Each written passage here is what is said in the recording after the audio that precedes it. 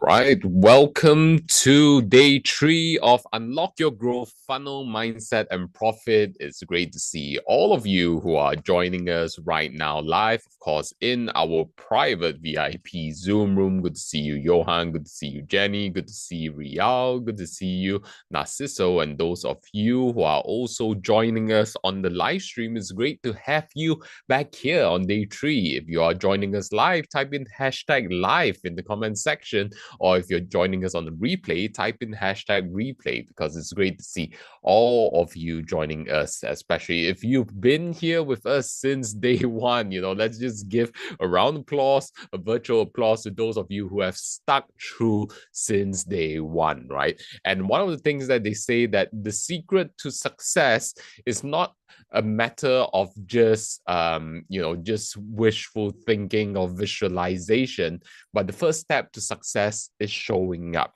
And not only have you showed up on day one, not only have you showed up on day two, but you're here in the final day three as well for the final stretch. And it's all about the follow through, right? Committing to what you started and following through with what you started. And that is how you will be able to end 2024 strong. Okay, so this is an opportunity for all of us to reflect upon the year, right? How has our year 2024 been, right? What are the projects that we started? What are the progress in each and every single one of it? What are the successes? What are the failures? What are the, currently on life support projects that you can work around to make sure that it actually follows through in by the end of the year, right? We just have a couple more weeks, and then of course, when holiday season comes up, then that tends to break our momentum, right? And then especially for those of us who love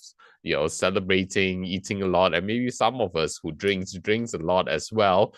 Well, it takes like probably a week or so for our bodies to recover, and then before you know it, is the New Year's again, and then oh my god, more eating, and then potentially more drinking, right? So one of the secrets to success is to anticipate these potential roadblocks to come, right? Or the shifts and changes in energy. So when we actually face it, we know how to better prepare, right? Maybe it's to eat a little less. In Japan, they have a saying, only eat 80% full, all right, only eat 80% full. That's why in Japan, they live a very, very long life. But other than that, of course, they don't eat a lot of processed foods, and in general, they are a healthy bunch, right? But one of the foundational principles is just eat 80% full, right? And then you will see that going a very long way, especially when it comes to your energy levels, and making sure that when you celebrate, right, is a celebration that not only that you enjoy, but it actually energizes you as well, and not take away the energy from you, from the momentum that you have built throughout all of these years. And then yes, that's not to say that you can't just let your hair down and relax. That's not saying that. I'm just saying that just be wary of our energy levels, because when it comes to life is a marathon. How many of you agree that life is a marathon? Type in marathon in the chat if you agree life is a marathon. And it's great to have all of you who are joining us live or watching on this replay within our iSummit community on this lifelong journey, on this marathon running together, right? And then I see Narciso joining us from Virginia, USA, 7 a.m. on his end. Johan joining us from Brisbane, Australia, right? It's 10 p.m. And thanks for all the marathons coming in as well. So let's keep up this momentum as a community. In day three, what we will be doing is we will be tapping into strategic partnerships. Okay. And why is strategic partnerships important? Well, the truth of the matter is that we can achieve virtually anything that we can imagine and dream of if we only have the right resources. All right, if only we have the right resources, the right tools, and the right people surrounding us. So one of the most powerful things that you can install within your mindset. Yesterday we were talking a lot about mindset, right? And a mindset carries out throughout all of our teachings and all of our decision making processes. So one of the most important things when it comes to strategic partnerships and having the mindset of creating what we want to create, especially as entrepreneurs, or if we want to achieve great success in our professional careers, is this. It's not a matter of a lack of resources that holds us back, but it's a matter of resource fullness that is holding us back. Okay. Everything that we need to create what we envision is already available within this universe. Okay. And then especially within a community, when you've got networks, when you've got connections, the resource that you need just may be towards the nth degree, right? Just a connection towards a connection towards a connection. So if you ever find yourself in the state of lacking or with the mindset of lacking, then start thinking to yourself, okay, how can I be more resourceful and be able to tap into more resources, right? And resources does not need to come from ourselves. Resources, as they say, right?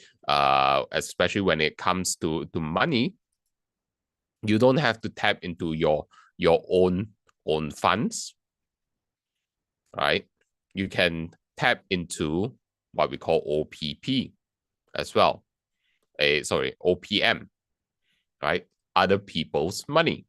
Okay. And what does other people's money mean? This can be in the form of investors. This can also be in the form of banks, right? This can also be in the form of what we call friends, family members, and sometimes people call it the three Fs, right? And the fools as well. But I like to say, people who are kind enough, right, to share the same vision with us and to support us through the journey, right? So when it comes to resources, there are many avenues. Okay, and then it doesn't need to just come from ourselves. Even when it comes to Elon Musk, when he first thought about buying Twitter at a huge number of 40 over billion US dollars, right? Do you think he funded it just himself? No, absolutely not. Right? He did not fund the whole thing himself. He had investors from various background funding him. Venture capitalists, huge fund managers, sovereign funds. I believe from the Middle East as well, and all of his close friends as well. Right? So tap into OPM. And another idea that you can think about when it comes to OPM, it can also be, if you are in business, it can be your suppliers as well. Okay, it's your suppliers as well, especially if you already have a long-term relationship with your the vendors that you work with, the suppliers that you work with, then they have a vested interest to make sure that you succeed. They know that, hey, Johan is doing very well in his venture, or Jenny is doing very well in her venture. So I would like a piece of that action as well. How can I be part of that action within your vertical, or in your area of expertise? So that also opens up another source, which is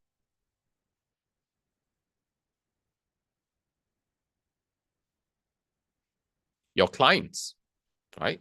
Your clients can be a source of resources that you can tap into as well, especially your clients who have been with you for a number of years. They have embraced your products, they have embraced your services, they know what you have to offer, right? And then they believe in you. They already know, like, and trust you. In day one, we shared with you the whole concept about funnels, building and developing your funnels so that people embrace whatever products and services that you have to offer. So one of the ways to increase your lifetime value with your clients, right? And rather than using the term lifetime value, I'd like to reframe it and to say, to further enrich the relationship with your clients, right? With each other, your working relationships together with them, is give them the opportunity to be part of your business as well, to leverage off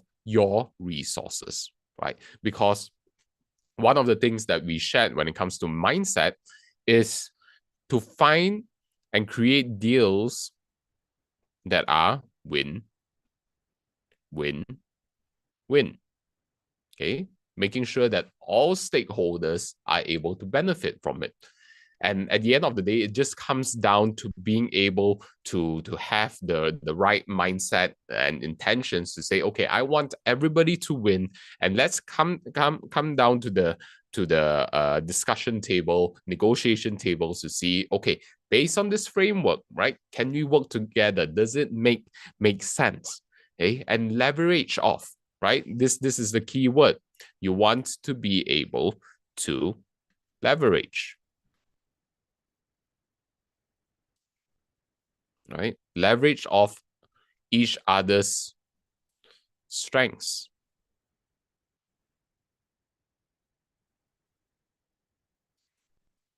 Because, like it or not, we have to face reality. Every single one of us, every single organization has its strengths and weaknesses. Okay. And it's for us to be acutely aware, remembering back when I shared about mindset, being clear, facing reality on, okay, what are our strengths? What are our true strengths that we can double our efforts in, while being able to patch up our weaknesses with other people's resources. And resources doesn't need to mean that it has to be money. It can be in terms of tools, skills, knowledge, and expertise as well, right? And then you'll just write that down and say, I need leverage, right? I need leverage, because we can only do so much. And in fact, if you look at the biggest companies in the world, or even the billionaires of the world, they are leveraging off other people's monies and resources through strategic partnerships as well, right? So remember, find points of leverage, right? Identify your weaknesses that you need to leverage off other people's strengths on, and identify what are your strengths that other people can leverage on as well. So, this is a sort of opportunities and environments that we want to create as a community, and we do create as a community. And that's why we invite you to events just like this, so that we can get to know a little bit better with one another. And if you see value within our community, do join us in our upcoming retreat. You can apply and learn more about the Breakthrough Retreat that is happening in March 2025, where we'll have the opportunity to get to know each other a little bit better, and then to be able to connect you with our network as well, so that we can leverage off each other's resources, combine powers, and be able to work towards a bigger goal together. So if you're interested, you can go to the link in the chat. The link is also in the description if you are joining us on our live streams as well, right? We'll be headed to Amazing Japan in 2025, in March 2025, and we would love to have a chat with you to see if you're the right fit. And we just had a meeting with our head coordinator, our partner George from Discover Exciting Japan. He was sharing with us all the different venues, be it like, of course, the famous Tower, and then he was also sharing with us a platform to be able to see the beautiful Tokyo City. But not only that, one of the exciting things was he was sharing and proposing to us, hey, would you like to go to the place where George Bush and the former president or prime minister of Japan actually met in that restaurant, and say, oh yeah, that was good, yeah, that's not bad, right? And then, but there was something else that he shared about the venue that was really interesting. He said, well, in fact, they actually filmed Kill Bill over there. The fight sequence in the Japanese restaurants with all the samurais and all of that. So it's very, very exciting. And it's these kinds of settings where we would like to help position you and build and grow your brand, right? And through this is where amazing relationships are formed, and amazing opportunities are formed as well. So if you're interested, just apply with the link that's in the description or in the chat box, and I will personally reach out to you and have a chat to see if you are the right fit. Okay, so going back to what we've been sharing, okay, leveraging off other people's resources, other people's platforms, and especially when it comes to the speaking industry, education industry, we love to do a lot of collaborations because we host a lot of events. We have a platform for people to reach out to our audience, to our community, and and that's how we grow together. And if we want to truly create a lasting impact, we need to learn how to leverage off one another, right? And have the mindset of abundance. Okay, I want everybody to write this down. Have the mindset of abundance rather than having the mindset of scarcity.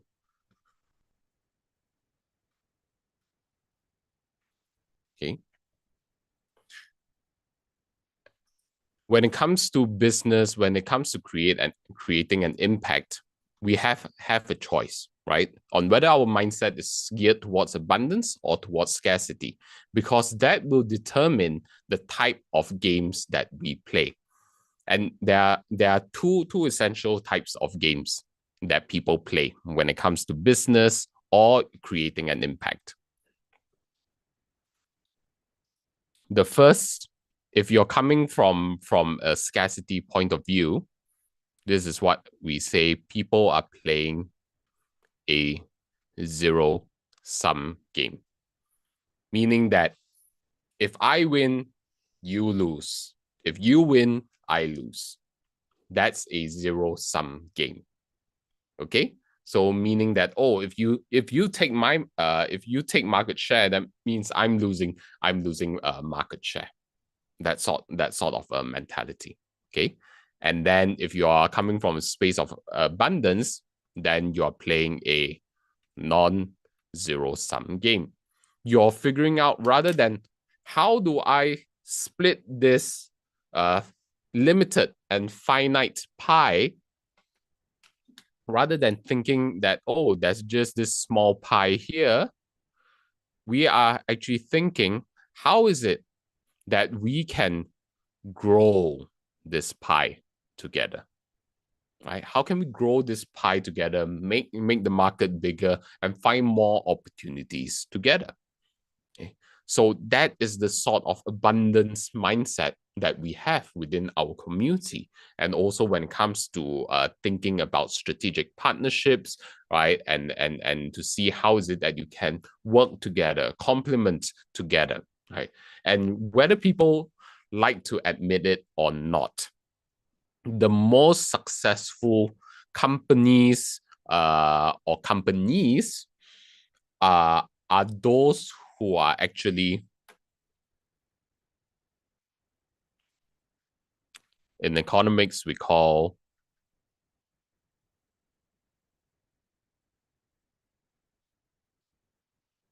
monopolistic, right? Where you are, imagine if you can capture the entire attention of the market, you monopolize the market. Okay, just like the game of Monopoly, you own every single property, every single property. You have a hotel on that. You monopolize the entire board, right? Imagine how much money you will be making, right? But not only that, the kind of impact you're creating. And that's why the most successful companies out there, or rather the most richest companies out there, are those who are monopolistic. So when it comes to thinking about that, right? Think, how is it that you can work together with your peers who are like-minded, right, with the same heart and same intention to monopolize the market's attention. And this is why, if you go back to the story of Microsoft versus Apple, did you know that at one point in time, Apple almost folded up and bankrupted, right? They were on their last strand, and then they couldn't continue running. But guess who came around to fund them and continue their survival? You probably guessed it right. It is Microsoft. Okay. So Microsoft actually came into the picture to say, hey, we actually need you in the market. And the reason why is because Microsoft didn't want to be seen as a monopoly. Because if they are labeled as a monopoly, then they will have problems with the regulators. Right? So that's one of the reasons why they supported Apple surviving. Right? Otherwise, everybody's computer will be running on Windows, will be running on a Windows PC rather than having Apple right now. Right? So if you look at the big players in the market, everybody is actually working together, right? But front facing towards consumer facing and towards the regulators, they'll say, oh, we are competitors, right? We are fighting against each other and whatsoever. Well, that's just because they want to go, they want to stay safe and away from the regulators, right? So figure out, how can you monopolize your market in your own way, that is of course legal as well. I'm not saying to run afoul with the authorities, but at the very least, what we all can do is to monopolize people's attention.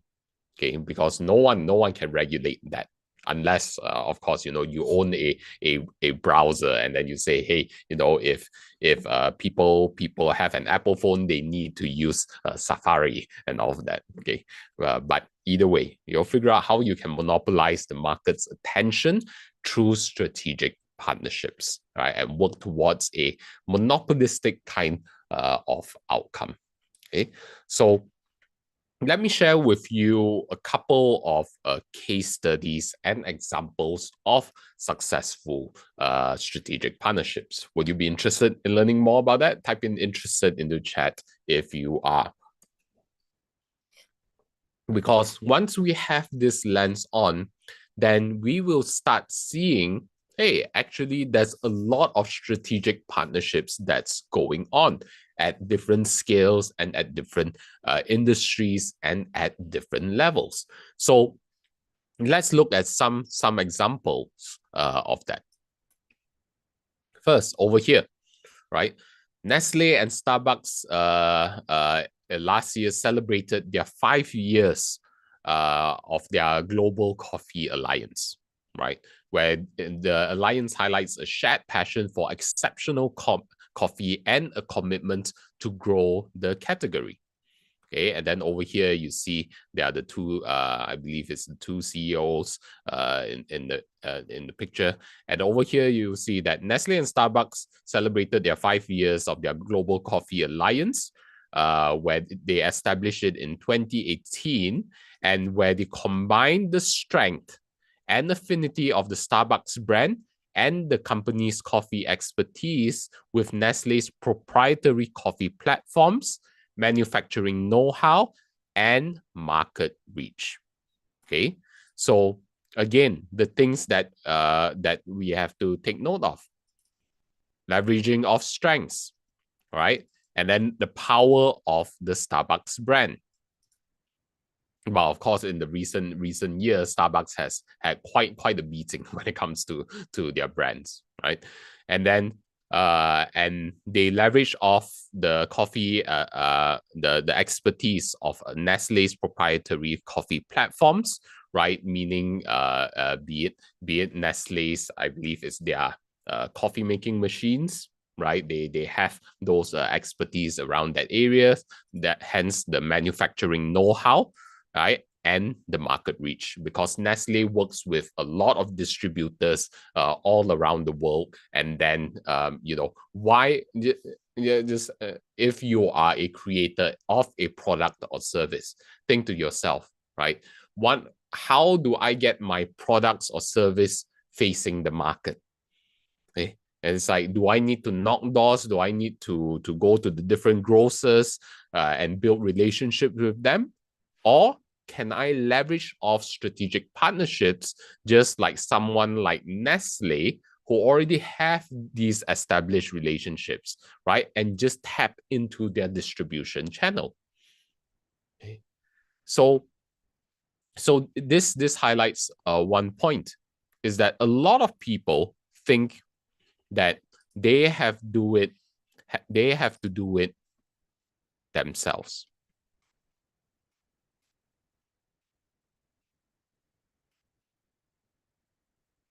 Right? Rather than working with others.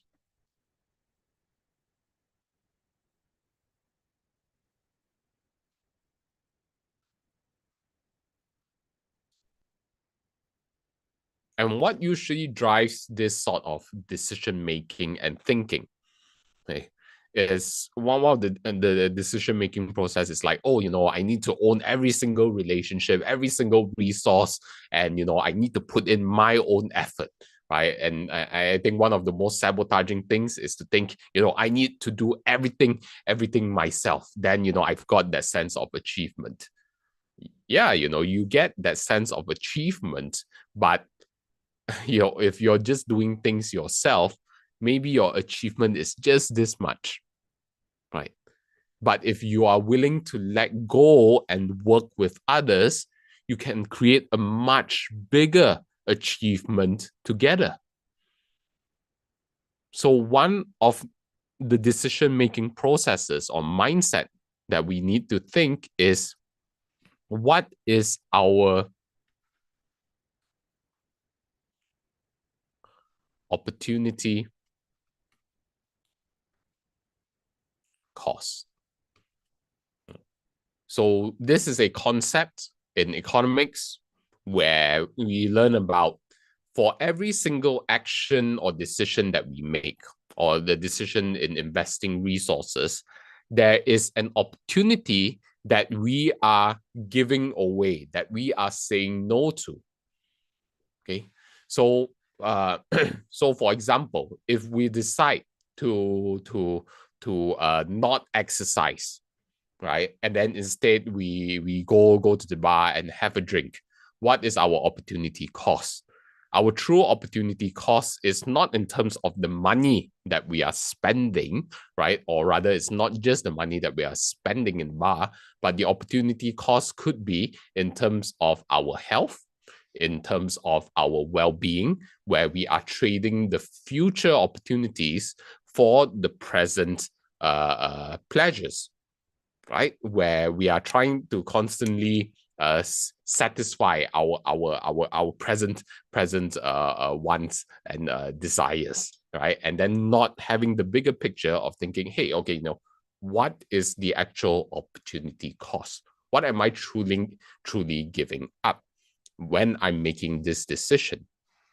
And this applies, not only in life but in our businesses as well, right? It's like, if I am choosing to take this on myself and doing it myself, then what am I giving up, right? If I'm investing this time myself to do it myself with my own effort and energy, or maybe it's like, oh, I need to learn it myself. There's a learning curve, and then with that, I will be investing a lot of time towards it, and not only that, I have to go through a lot of mistakes as well, right? Or or maybe it's like I don't even want to invest in the program. I just learn it myself, and then and then I'm trading off a lot of time and potentially a lot of costly mistakes as well.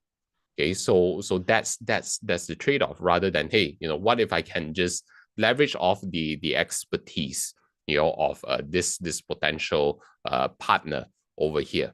I save time. I'm able to achieve my goals faster so that I can move on and grow my business and manage my focus towards what's most important, right? Maybe your passion as an entrepreneur is in terms of deal making. You love meeting people, and then you love making deal happens, right? So so if you choose to leverage off other people, right? Say, hey, help me with this project. I get the deals in. Okay, so figure out, right? I remember this story that I've heard, that this person was interviewing a mafia boss, right? I believe it was Michael Francesi, who was a former mafia boss, and then he went into the straight and narrow path. So he was sharing that one of the things that he learned within the mafia is do what you do best. Okay, do what you do best and delegate the rest. Okay, so write this down. Do what you do best and delegate the rest. Figure out what are you doing best. Okay, and that will give you an idea of what, in whatever decisions that you're making, you are trading off against what you are doing best, right? If you're not choosing to do your what you do best, that is one of your major trade-offs, right? Whatever that you do best that gives the biggest ROI, that is your trade-off. That is your opportunity cost.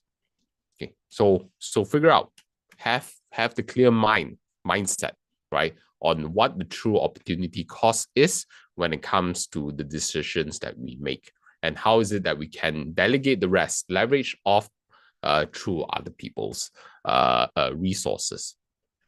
Then another example of a partnership other than Nestle and Starbucks is OpenAI together with Microsoft. So to give you context, OpenAI has the algorithms, they have the AI, they have the engineers who are developing ChatGPT and DALL-E and all of the different AI algorithms out there. But one of the things that they need in order to grow their AI capabilities is computing power, right? All of these AI models, it requires a lot of computation at scale because they are processing billions and billions and now soon trillions of data points. So it's a lot of servers, a lot of power, a lot of energy that's required to do that. And what OpenAI decided to do is, rather than investing the money themselves to build up the servers, right, and then to pay the cost of the electricity, they decided to go into a strategic partnership together with Microsoft, where you can look into the exact terms of the deals, but in essence is Microsoft has a stake in OpenAI, the company that develops ChatGPT, in exchange for Microsoft Azure credits, meaning that these Azure credits are Microsoft servers, where OpenAI can use their servers to do their computational stuff to develop their algorithms. And this is what the founder of OpenAI has to say about their partnerships throughout all of these years so far. One of the big questions about AI right now, though, is, and this goes to the scaling question, is how much data and what it takes to actually continue to scale. How much of this is about just pure processing power and therefore capital, right? Versus data, where you get that data, this idea of synthetic data, digital data, that we're going to recreate data on top of data. What does it actually take to scale at this point? When people even talk about some of the limiting factors, I think that there's some question embedded in that about which piece is going to get there. So the three key inputs, and there are others too, but the three key ones are compute, data, and algorithms. And you can trade them off sometimes. Like if you have much better data, you could use less compute, or if you have a lot more compute, you could use that to create synthetic data and make more data. For a while, there was incredible easy gains in front of us with compute. More recently, we've had a lot of algorithmic gains. But kind of, you want to push on all of those inputs at the same time. And at different times, there may be differential returns to one or the other, but I kind of think of all three. But for you, compute, I assume, is the biggie? And if you don't have the compute, all the others don't matter. I mean, in some sense, algorithmic progress is the biggie, the biggest one. You know, if you can, like, maybe you can double the size of a computer. Maybe over time, with crazy amounts of capital, you can 10x the size of a computer. Once in a while, these 1000x gains come along algorithmically. The transformer is like a good recent example of that. That's rare, but that is the biggest gain when it happens. So right now, there's an arms race, it feels like, for processing power, right? There's an arms race for fundraising for processing power. There's an arms race to build just and get more compute. You have a relationship with Microsoft, and you rely on them right now. I think there's a race on all of these things. The compute one is like the most fun, the most theatrical, the biggest numbers. It gets the most attention. It is really important. I don't want to dismiss it. But there's certainly also huge amounts of effort going into who can come up with the best algorithmic ideas, who can secure new data sources. So I think it is on all three fronts. You do have this relationship with Microsoft. Yeah. It has been described as, at times it's been described as a tech bromance in the best way possible.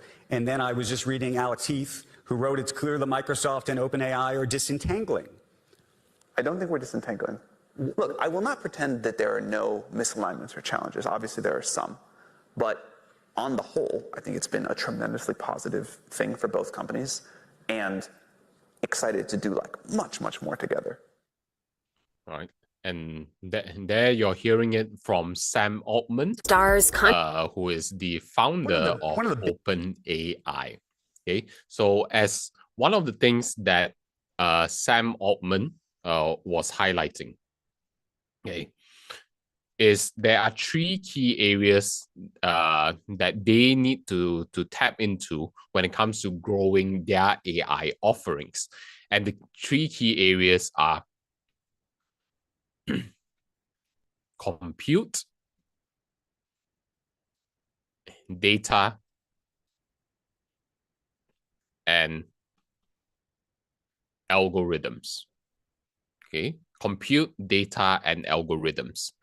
When it comes to their strengths, algorithms is where their strengths are at. Okay. Data, for a very long time, they've had the internet. They're able to scrape all of the billions of data points off the internet for free. Okay. But right now, the stage at where AI is at, and all of these companies are at, is like, we have scraped virtually everything off the internet already. Where else can we get new data? Okay. And then that's why you see there is a race within the AI scene to find new data sources. And if I am not mistaken, like Google, for example, right, they acquired the rights over Reddit's data data source. You can double check on that, right? It's one of the big companies that managed to do that, because Reddit is a forum platform where there's a huge community who is constantly engaging with one another and providing their data as well. Okay, and then if you look at Meta, back in June, July this year in 2024, they came out with the policy to say, hey, if you are using our platform, then by default, your data will, and whatever post that you share, will be used to train our AI, like it or not. Okay, and then there are ways to opt out to that. You can look up look into it, right? But I did share it within my community, AI fundamentals community as well, right? So these companies, AI companies, know that, okay, I need new data sources. What other strategic partnerships can I do to get all of that data? In OpenAI's case, not only are they having, other than their strengths in the algorithms, in terms of acquiring new data sources, they've recently licensed the rights towards the New York Times, and I believe maybe like the Wall Street Journal as well, to be able to use their publishing and all of their posts, their data as well. Okay, so they are doing this with strategic partnerships. And then with the compute side of things, you also heard it as well. They are having a strategic partnership together with Microsoft to use all of Microsoft servers and processing powers, worth millions, if not billions of dollars, to help build up their algorithms. And in exchange, Microsoft will then have first dibs to develop their or integrate OpenAI's algorithms with their offerings. Hence, that's why you've got Copilot by Microsoft, you've got Bing Create, and all of it is running with OpenAI's algorithms. Okay, so with all the big companies out there, they are all leveraging off strategic partnerships. So my question to you is, when it comes to your specific industry, your specific products or services that you are offering in your business, what are the key areas, right? Key areas of leverage, right? What are the key points of leverage that you need to leverage upon? Okay, in the world of AI, these are the three key areas that's very, very important. Distribution for OpenAI is not a problem because they managed to get their foot in the market already. And not only that, with their partnership with Microsoft, they're able to distribute their offerings even further, right? They provide the engine, Microsoft just repackages it, and then tweaks a little bit when it comes to the engineering. Okay, so start thinking to yourself, when it comes to your business, when it comes to your industry, what are the key areas of leverage? And just share within the chats or maybe in the comments section what those potential areas may be for you. Because when it comes to all of this, right, being clear with that is how we are able to focus our minds towards the opportunities that is already readily available and may actually already be in front of us. Okay, you need to be able to focus, right? First, bring things to your awareness. Hence, we talked about mindset yesterday. So that within your mind, you can access a part of your brain that is called the reticular activation system.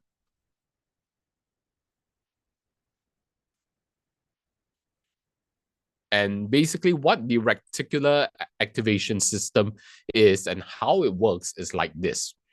I want you to just look around the room, right? And then around the room that you're in, and I want you to find something green, find something green, find something green, find something green, find something green, right? Just find that green thing, and then okay, keep that in your mind. Now tell me something that's red. So on the onset, for most people, it's like it'll be an immediate blank. It's like, oh, all I see are the green stuff. But what about the red stuff, right? You struggle to think about it. But if you actually take a step back and then now you think red, you look around, it's like, oh my God, red is everywhere. I didn't know I had something red in my room, right? That's because this is how our brains and our minds work. There's a part of our brains that's called the reticular activation system that activates our focus and brings our focus towards whatever we set our mind to. So opportunities are everywhere. Take the time to think, what are the key areas of leverage that your business essentially needs? Now, some of you may think, oh, maybe it may be in terms of my branding, right? I need to be able to brand myself. Maybe it's in marketing. I need help in marketing. Maybe it's in terms of sales. I need help with my sales. Or maybe it's in research and development when it comes to product development. Okay. And maybe it is in terms of distribution. Maybe it's in terms of logistics.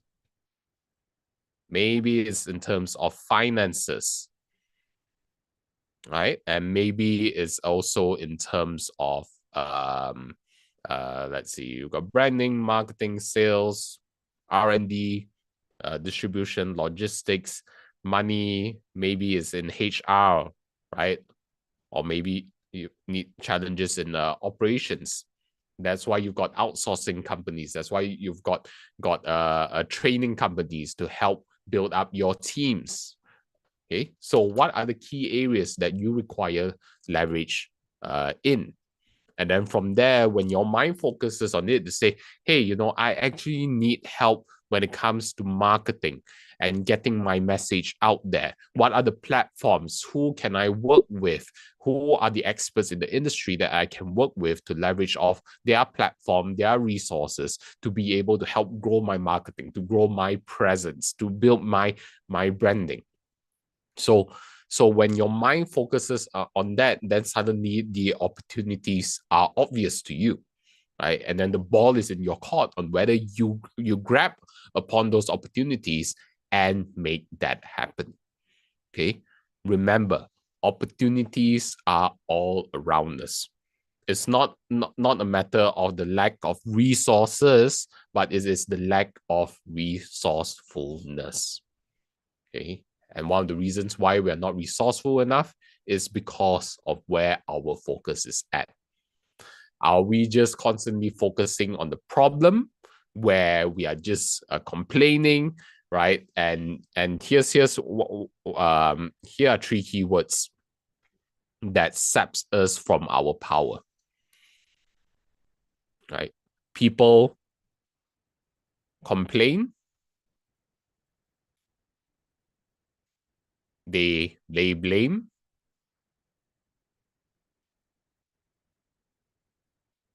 or they justify. Right? They complain about the problems that they face.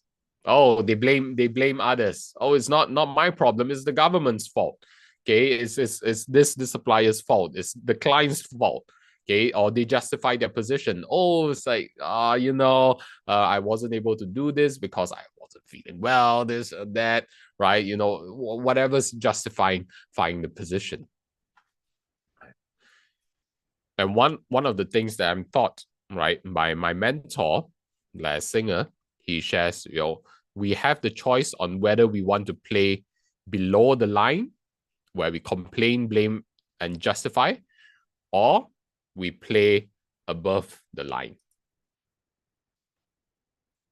Okay, where above the line is all about taking,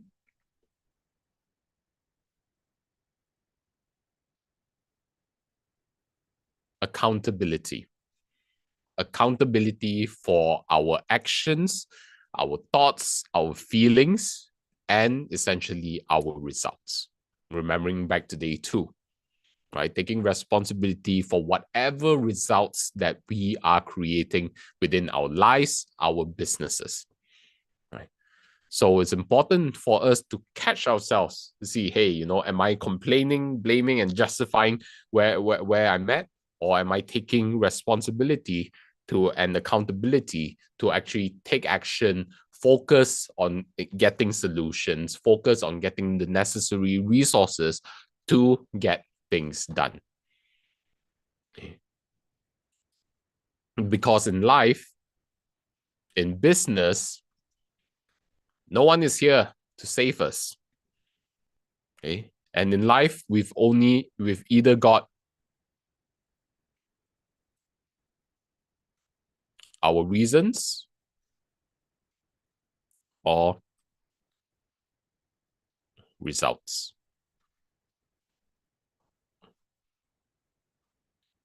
This was shared by T. Halfhacker, okay, one of my mentors as well. In life, in business, in success, you can either have your reasons, right? Be happy about blaming, complaining, justifying where you're at and whatever multitude of reasons, or you can have the results that you want. What is your choice? Reasons or results? Type it in the chat, right? Share within our comments. What is your choice?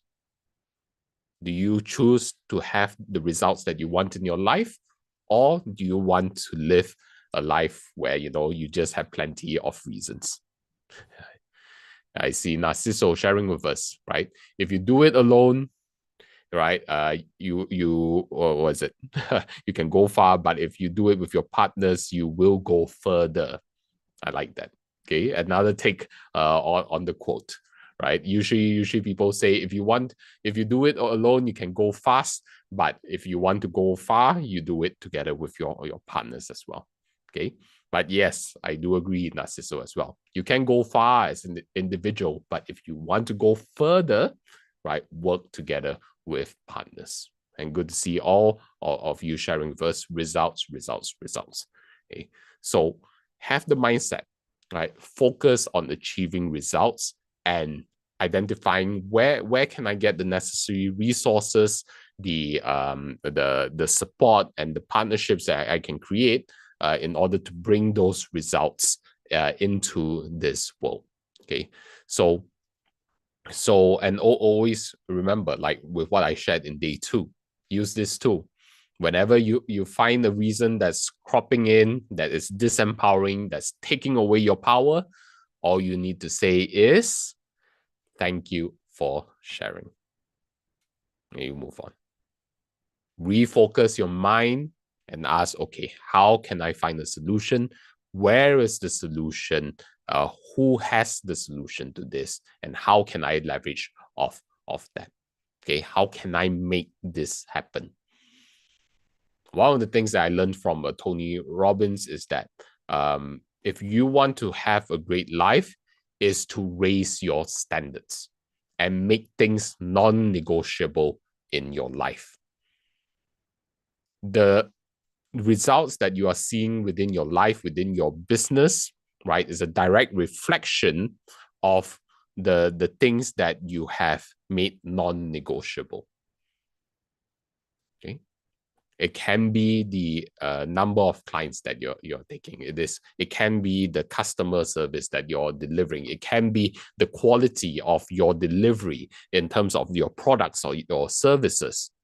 Okay, whatever level is at is a direct reflection of the standards that you are setting, right, as non-negotiable.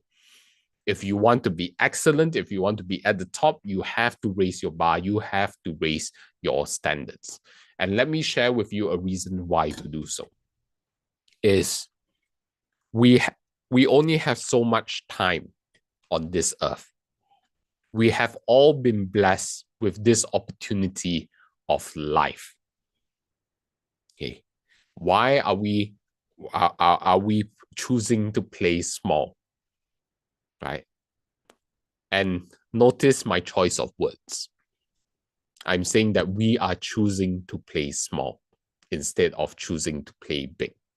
Because right now, as individuals who are in control of our lives, as individuals who are aware, as conscious beings, we have to take responsibility and accountability to say that, oh, this has been my choice. Okay, whatever that I see in my life, okay, it is a choice, right? I have created this, right, in some form or another. Okay?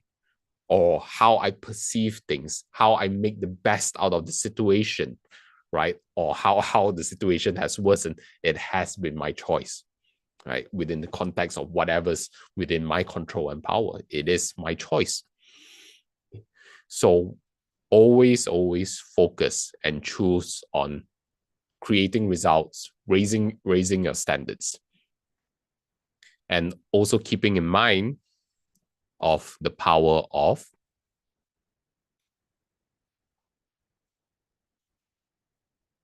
compounding. Okay, the compounding effect.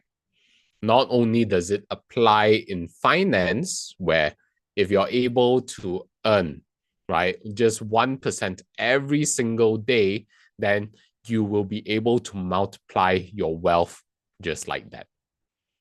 The same comes when the same thing applies to our decisions and our actions as well.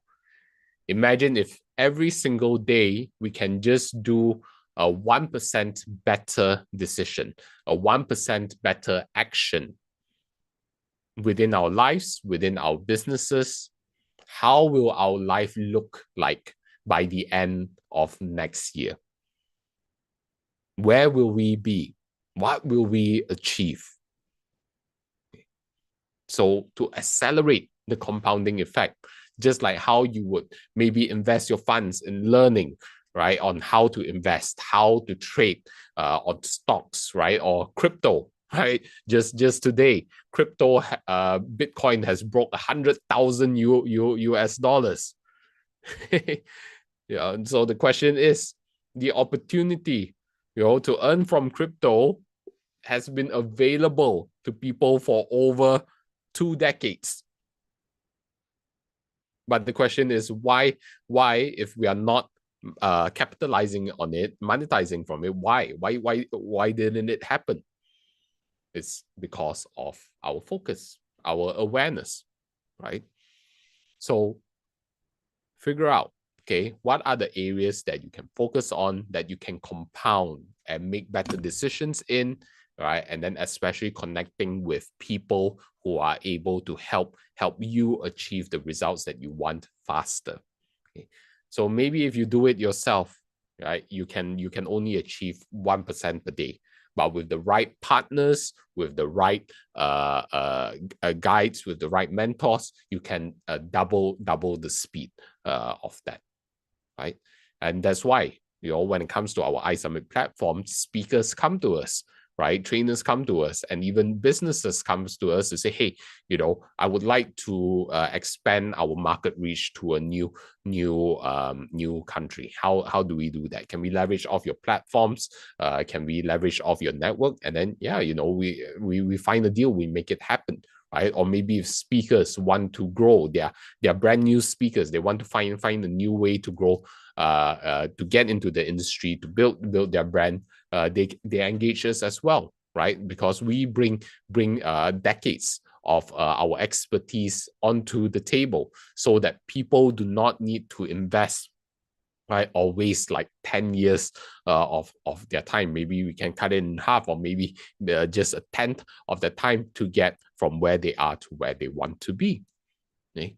So, that's why we have our retreats. That's why we have our trainings. Again, if you're interested in learning more about how you can leverage our platforms, join us and learn more about joining us in Japan next year, right? Click on the link in the chat or in the description, okay? And then, I'll personally speak with you and try to understand, how we can potentially work together and help you grow your business as well, okay?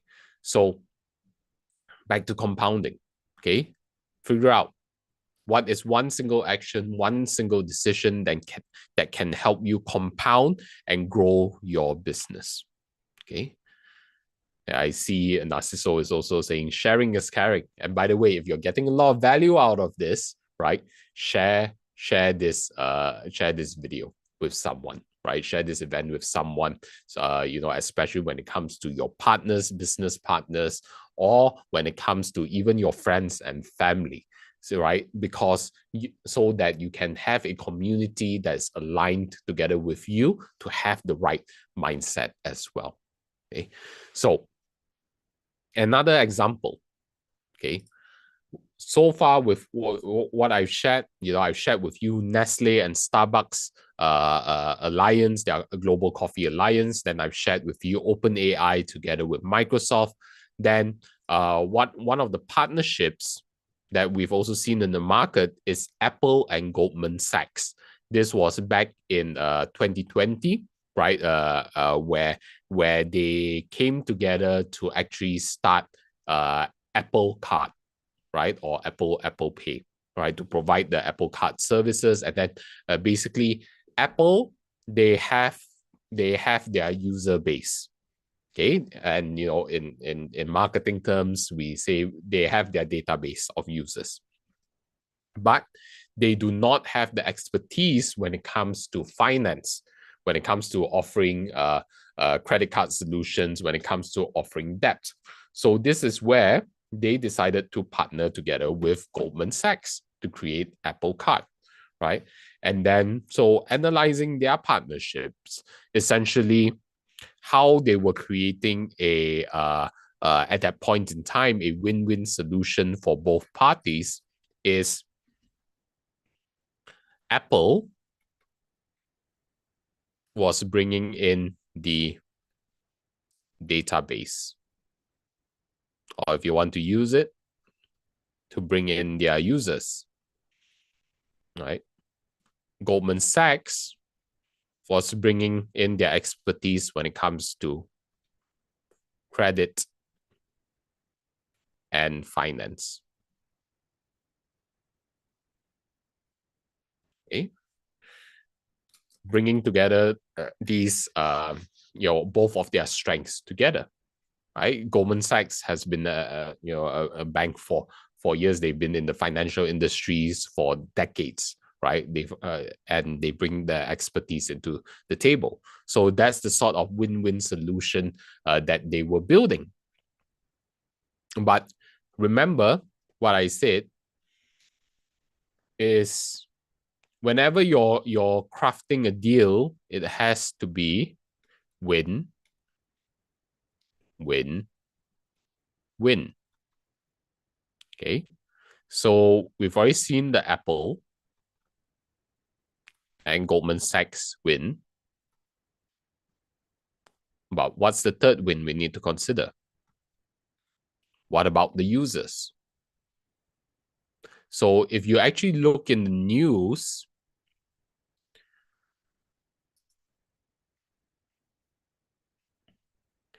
you would see this from a month ago. Okay. US fines Apple and Goldman Sachs over Apple Card for a total of 89 million US dollars.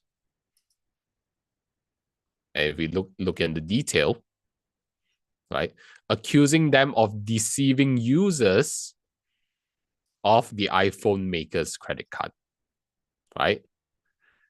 Service breakdowns and misrepresentations affected hundreds of thousands of users of Apple Card, right? Launched with the US banking titan in 2019. Okay.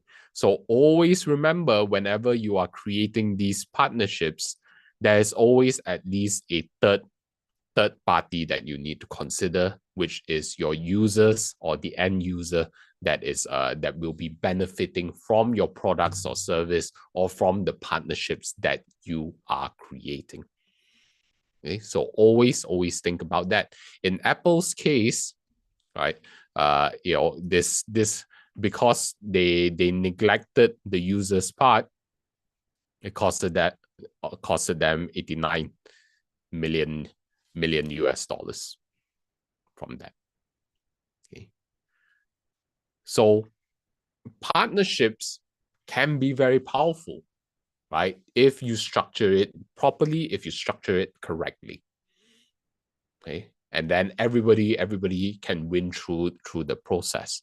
But if you do not do it right, you don't know what to look out for, you don't know how to structure your deals, you don't know how to make sure that whoever that you're partnering with is actually able to deliver based on the deal terms, then it can be very costly as well, right? And that's why we have our retreats to be able to help break down, right?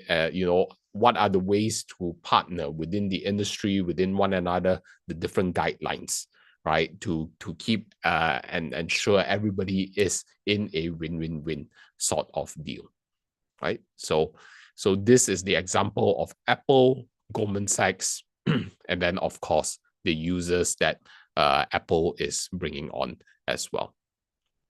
Okay, so start thinking for yourself. How can you craft win-win-win solutions? Okay, how can you craft win-win-win solutions?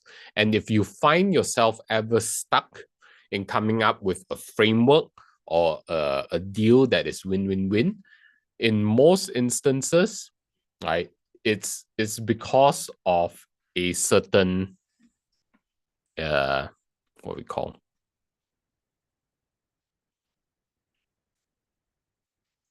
assumption that we have.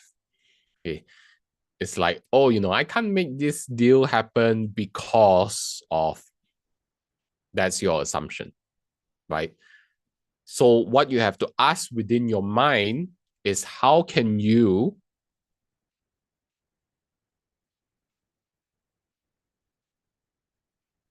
break the assumption that is holding you back or holding all the parties back from making a deal happen, from making it a win-win-win solution, right? And then maybe it comes to a point where, okay, maybe the other counterparty, the other potential partner, they are not willing to play ball. Then okay, then maybe this is not the right partner. You move on, you find another partner. But in most cases, the major blocker is because of a certain assumption, either coming from yourself or from the other parties that are involved in the deal. So figure out how can you break the assumption together to make sure that it is a win-win-win solution. Okay.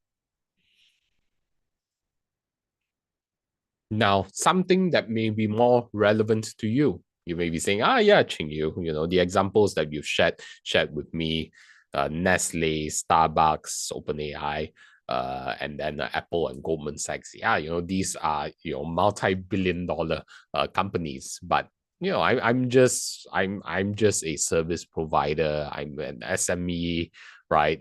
I just post things on social media, or at least I try to post things on social media and market. How does this apply to me? Well, let's look at one of the biggest collaborations that has happened in recent social media history. It happened on YouTube, and it is with Mr. Beast and Cristiano Ronaldo. Okay, I'm sure we've all heard of these names, right? If you're not familiar with Mr. Beast is the largest YouTuber in the world. Okay, And then, of course, Cristiano Ronaldo is the world famous footballers, right? Where he has hundreds and millions of followers as well across different platforms. So what happened? The story behind this, or at least the gist of it, is Cristiano Ronaldo. His kids were saying, "Oh, you should go on YouTube, right?" And then it's like, and you should start posting videos. And he say, okay, yeah, sure. And then I think he was like thinking, who are the biggest YouTubers out there? And then his kids were saying, Mr. Beast. Right, so he actually looked into Mr. Beast, and then he decided to do a collaboration with them. And then what you will see over here, right, with Cristiano Ronaldo with his brand new channel. Okay, let's see. Right now, the famous one. Right now, he has 71.2 million subscribers. Okay, with the partnership that he did with Mr. Beast, right? He got 52 million views in just 13 days. And why is that? Okay, it's because Mr. Beast and Cristiano Ronaldo, they are creating a win-win partnership. It's like, Cristiano Ronaldo, you've got your followers, and then Mr. Beast, you're the biggest YouTuber out there. You've got your own followers as well. I Cristiano Ronaldo, want to be on YouTube, right? Can we work together, right? Then they came together, and these are the results: 52 million views in 13 days. How many of you think that is huge? Type in huge in the chat if you think that is huge. Okay? From a marketing perspective, right? 52 million views is, well, it's worth a lot of money. It's worth probably at least $100,000, conservatively speaking, right? And then if you compare to like the Super Bowl, where we got even more viewers, people advertisers are paying what at least $1 million or more, right? Well, millions of dollars. So 52 million views just like this. Huge. But look at Mr. Beast with his video just 4 days ago. Beat Ronaldo, win $1 million.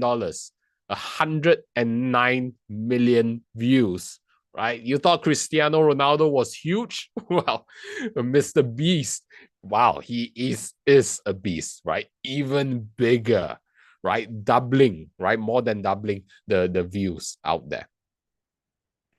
So, and not only that, if you actually look within this video, he actually partnered up with Tom Brady as well, which is the NFL quarterback star. And then, he also partnered up with a couple of other athletes when it comes to running.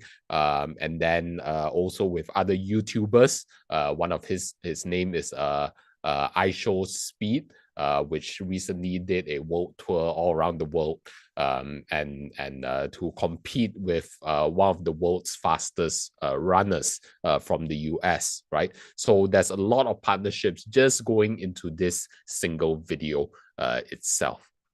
And you may not have right, millions and millions of followers, but what you have, if you are just starting out, is your knowledge, is your expertise.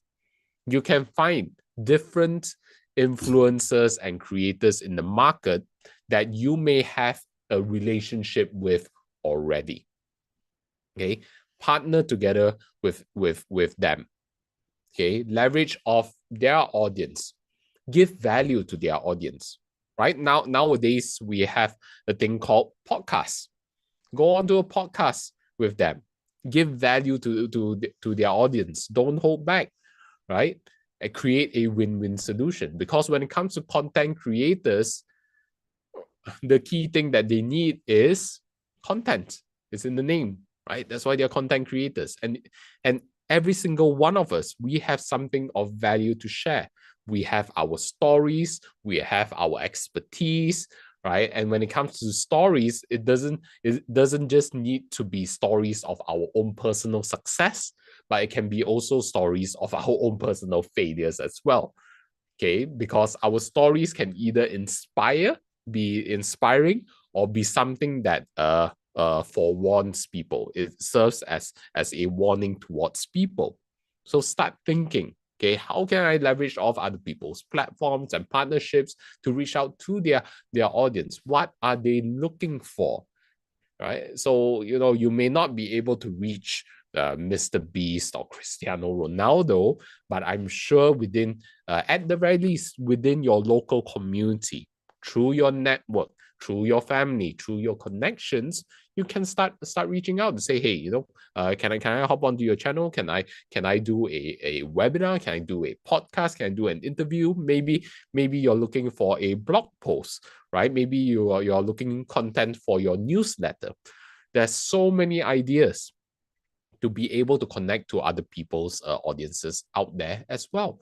So, this is one of the reasons why we host the Breakthrough Retreat, where we bring together our network of industry leaders and speakers and business owners and entrepreneurs to come together to see how we can work together and leverage off each other's platforms, right? And create a win-win-win solution so that we can win together in the market. Again, if you're interested, just head on in the description, to apply, and I will personally reach out to you, right? Or you can register in the chat as well. Okay, so this is all about strategic partnerships. Okay, you've seen the examples of Nestle and Starbucks. This is a very retail-based example. Nestle provides the technology, the manufacturing processes, right? And then R&D behind the scenes, okay? And distribution channels for Starbucks to where Starbucks brings their brand, their market awareness into the picture to make things, to make it a win-win solution for all, okay? And then when it comes to OpenAI and Microsoft, OpenAI brings the algorithm and also to a certain extent brings the brand of AI into the picture, while Microsoft, together with Microsoft's brand, they bring the server infrastructure, their distribution channels to continue growing open AI and their algorithms, right? Then we saw the warning of Apple and Goldman Sachs. As much as they made it a win-win solution for the both of them, right? What we saw is that they neglected the third party, which is the users. Okay, they neglected the win for the losers. Sorry, for the users, because the users, they turn their users into losers in this case, right? And then eventually, if your end users lose, all of the parties lose in this case, right? This case was to the tune of 89 million US dollars. Okay. So be aware of that, make sure that your end user also wins as well, that they don't become losers, but they are winners through this entire process. Okay. And then I shared with you Mr. Beast and Cristiano Ronaldo, right? The partnerships that they did. And then I see Johan also sharing with us. He watched that clip with the Tom Brady challenge, right? I am sure there's a lot of you, if you're scrolling on Facebook, Instagram, YouTube, TikTok even, right? You would see these shots coming up of these challenges, right? Mr. Beast, together with his team, he has a very, very powerful production team and distribution team to put it all out there in the market. That's why you know their name, and that you probably have already seen this video, and you've probably heard of it in the news as well. Because talking about news, if you just type into the chat Mr. Beast, right? Not only do you see him over here, okay, he dominates. He dominates everything over here when it comes to his brand. Then if you put in Cristiano Ronaldo, they are dominating it as well, right? Imagine being able to dominate the web, be able to associate your brand with the biggest brands out there. And this is why when it comes to speaking is one of the best ways to grow your brand, to have the opportunity to share your message, share your expertise so that you can associate with other big brands out there in the market. That's how, me as a trainer, a corporate trainer and consultant, that's where I can associate myself and say, I've worked with the likes of Microsoft. I've worked with the largest telecommunications company here in Malaysia, CelcomDigi, right? I've worked with the largest health and retailing chain here in Malaysia, Watsons, right? And many, many more corporations all around the world as well. Okay, so speaking, when it comes to speaking, is one, and training, right? Being an educator, being able to position yourself as an expert or a consultant is one of the greatest ways to associate yourself and leverage off other people's brands to grow your own brand as well.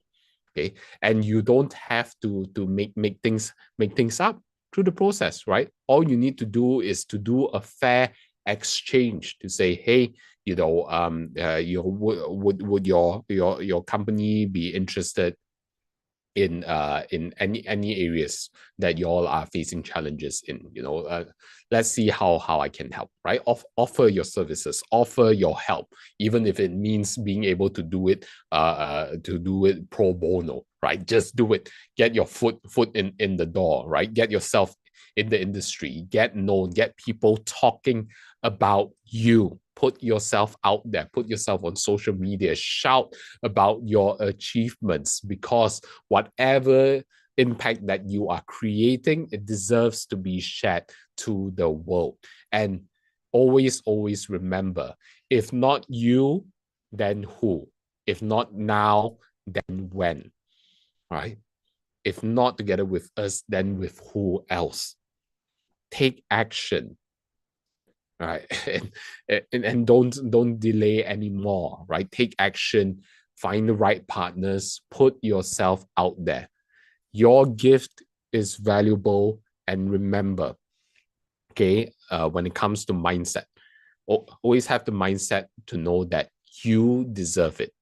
You deserve greatness, and most importantly, right, the people around you, the people that you choose to serve, they deserve your gift to be delivered to them as well. Okay, and one of the quickest way in order for you to achieve that is through strategic partnerships, where today I have covered with you, okay, that the problem that we face is not a matter of the lack of resources, but it's the lack of resourcefulness that's holding us back from achieving what we want in our life, in our health, even in our wealth, and in our businesses. Okay? And we need to tap into the power of OPM, other people's money or other people's resources, rather than just focusing on our own. Other people's money and resources can be investors, banks, family, friends, suppliers, your clients, right? And many, many more others. These are just some examples. And always have the mindset of creating win-win-win solutions and deals, so that we are not only playing the short-term game, we have our eyes focused on the long-term as well. Okay, because we want a long-term business, don't we? Type in long-term in the chat or in the comments if you agree as well, right? We want to build long-term businesses. Okay, so we can only do that by creating win-win-win deals. And how do we do that? By leveraging off each other's powers and strengths. By having the mindset of abundance, knowing that everybody can win in a non-zero sum game, rather than being in a scarcity mindset where we are just playing a zero-sum game. Okay, where if I win, then you lose, or you win, then I lose. No, we want to play a game. We want to create a game where everyone wins through the process, so that we are not just splitting a small little pie, we are growing the pie together, right? To the extent where we are able to monopolize the attention of our industry, of the users, of the potential users within our industry, okay, rather than just playing it ourselves. Okay, we can leverage working with others to unlock new opportunities and to really be clear on what our opportunity cost is. What are we really trading off if we don't choose to engage in a partnership, if we just choose to do it ourselves, right? Or even learn it ourselves? What are we truly trading off? Rather than working with experts, working with people who has already been in the industry, or working with partners who has the resources, the access that we don't necessarily have.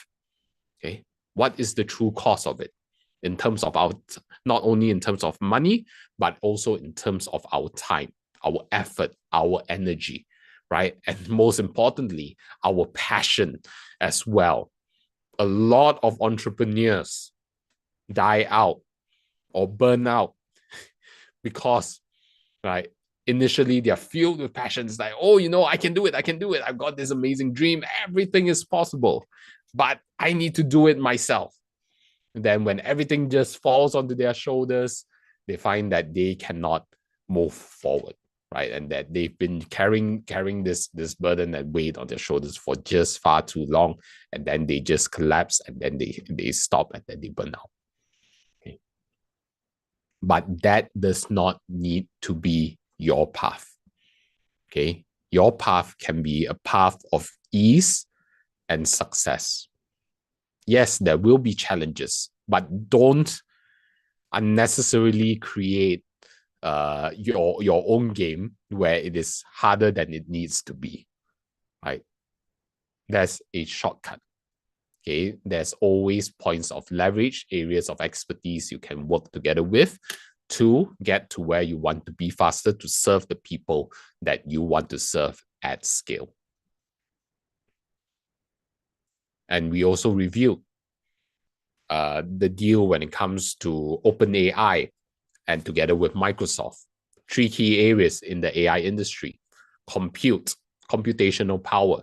They need data and fresh new data and algorithms.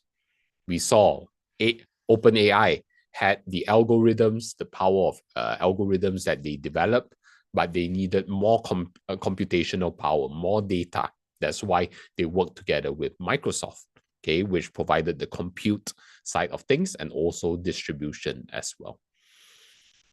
And really be clear with our key areas of leverage, where a small amount of difference will make the most difference within our businesses.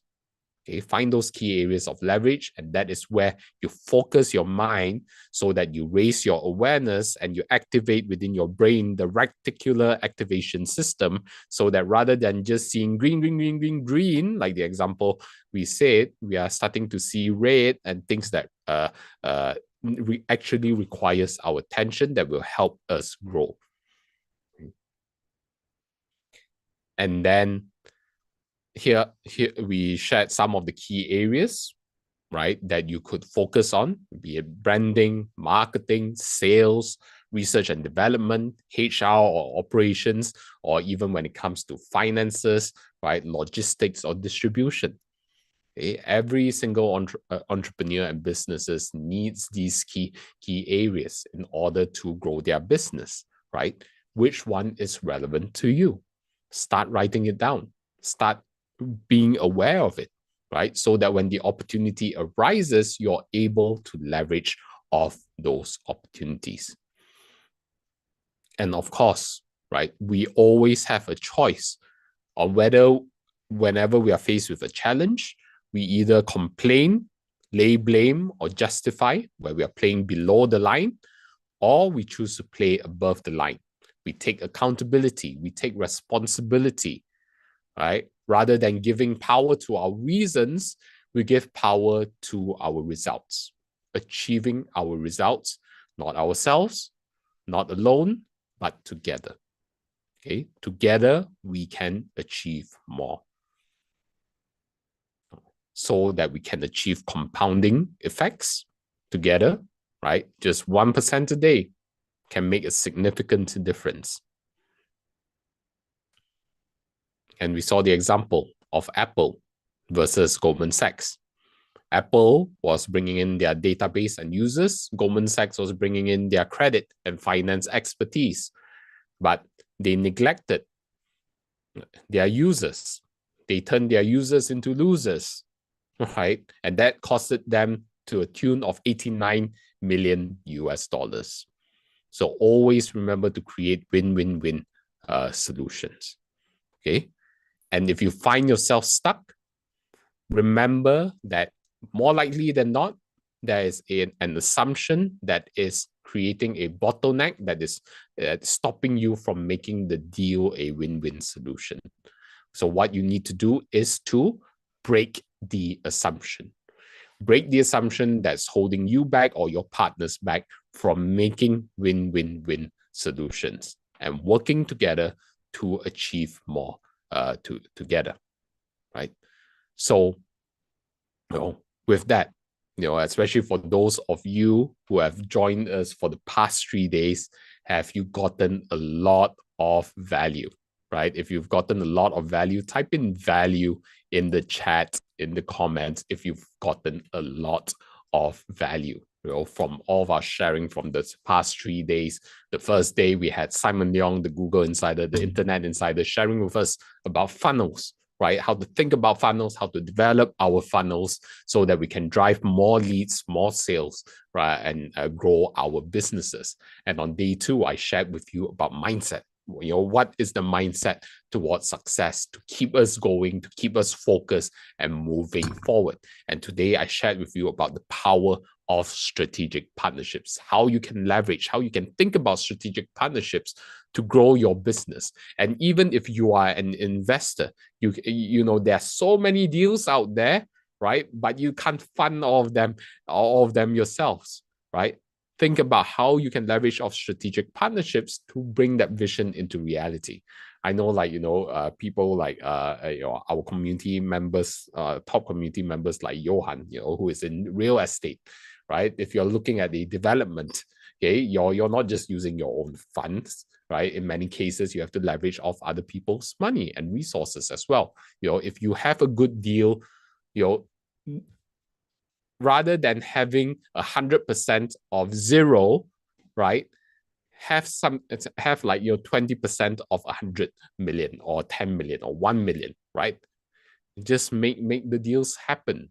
Okay, so you can do that in your businesses as well. And thanks for all the values that's coming into the chat as well. So if you've gotten a lot of value out of this, do share this video together or this series together with your friends, family, your colleagues. And of course, again, we would like to invite you to join us at the Breakthrough Retreat. Apply for the Breakthrough Retreat.